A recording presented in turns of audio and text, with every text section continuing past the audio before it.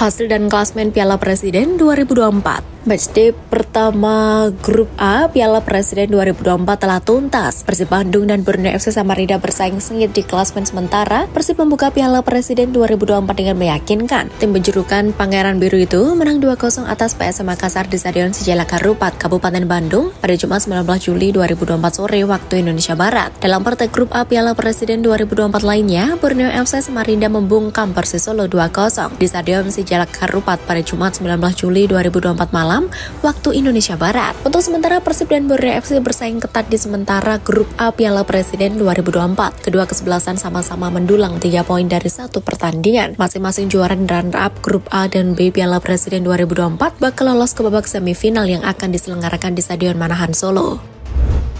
Malaysia hajar Brunei dengan skor telak 11-0. Timnas Malaysia U19 mencatatkan kemenangan terbesar di Piala AFF U19 2024. Tim berjulukan Harimau Muda itu menghabisi Timnas Brunei Darussalam U19.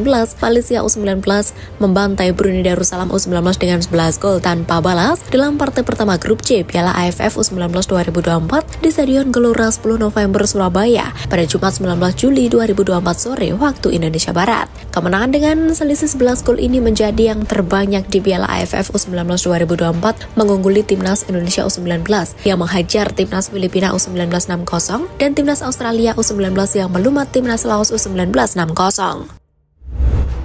Muhammad Zahabi Goli masuk skuad Persija untuk Piala Presiden 2024. Persija Jakarta mengumumkan daftar pemainnya untuk Piala Presiden 2024. Tim berjulukan Macan Kemayoran itu berkekuatan 29 nama, termasuk Muhammad Zahabi Goli. Zahabi Goli baru bersinar bersama Timnas Indonesia U16. Pemuda kelahiran Bekasi 5 Desember 2008 itu adalah pemain terbaik Piala AFF U16 2024. Dari 5 penampilannya bersama Timnas Indonesia U16 hingga babak semifinal Piala AFF U16 2024, Zahabi Goli mencetak 5 gol, termasuk 2 kali brace. Kesempatan ini menjadi yang pertama untuk Zahabi Goli dipromosikan ke tim utama Persija Jakarta setelah sebelumnya menimba ilmu di Persija U16 dalam Elite Pro Academy EPA.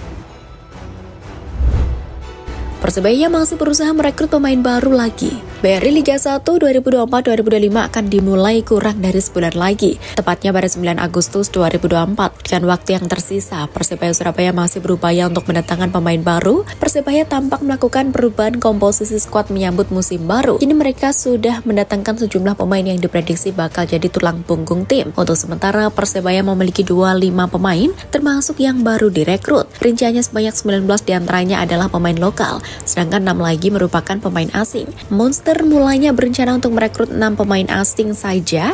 Regulasi setiap klub sebenarnya bisa mendatangkan 8 pemain asing, namun hanya 6 saja yang diizinkan bermain bersamaan di atas lapangan. Masalahnya dari 6 pemain asing itu, Persebaya hanya memiliki 1 bek tengah saja, yakni Slavko Damjanovic. Bruno dan Flavio berposisi sebagai penyerang, sedangkan Rivera, Gilson, dan Rashid merupakan gelandang.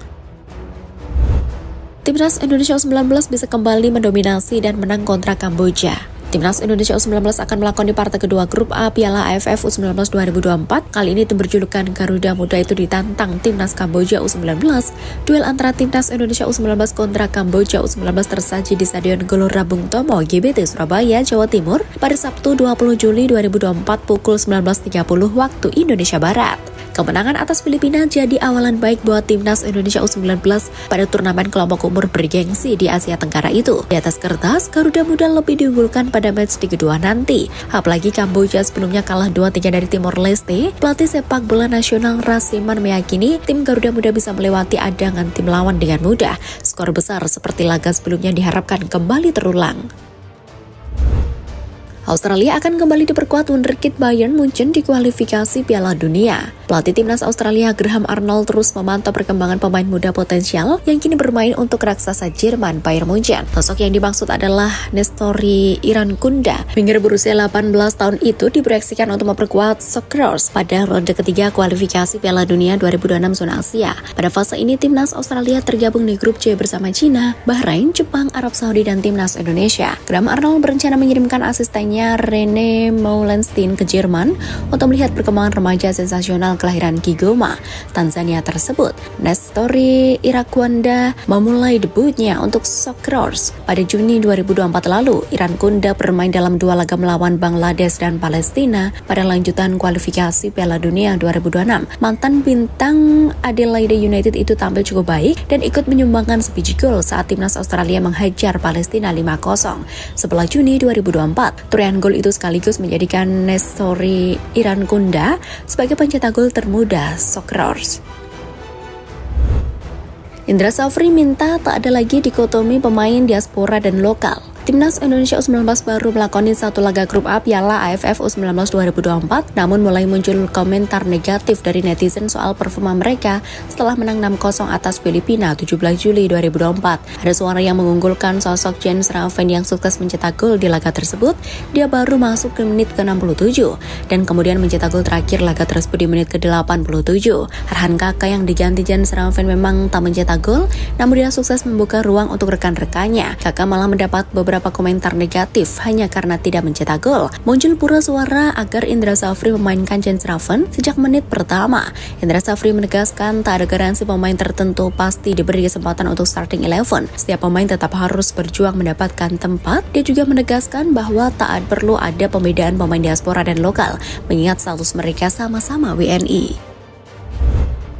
JZ curhat ke media, Belanda dapat ratusan kado sejak berseragam timnas. Pemain belakang timnas Indonesia JZ bercerita tentang hidupnya yang mendadak berubah drastis sejak memutuskan untuk pindah menjadi WNI. Ia mengaku merasakan keanehan sekaligus takjub dengan dukungan masif supporter tanah air. JZ belum banyak membela timnas Indonesia, namun demikian tiap kali ia tampil terlihat kualitas bek Venezia tersebut sehingga tidak mengherankan jika supporter mengidolakannya. Mungkin sebelum bergabung dengan timnas Indonesia tidak banyak orang yang mengenal JZ. Kini pengikutnya di Instagram sudah lebih dari 1,8 juta. Tentu mayoritas adalah supporter merah putih. Ada banyak kenangan yang didapat JZ sejak membela timnas Indonesia. Ia bahkan menerima ratusan goodie bag berisikan kado-kado mulai dari pakaian tradisional hingga merek-merek terkenal.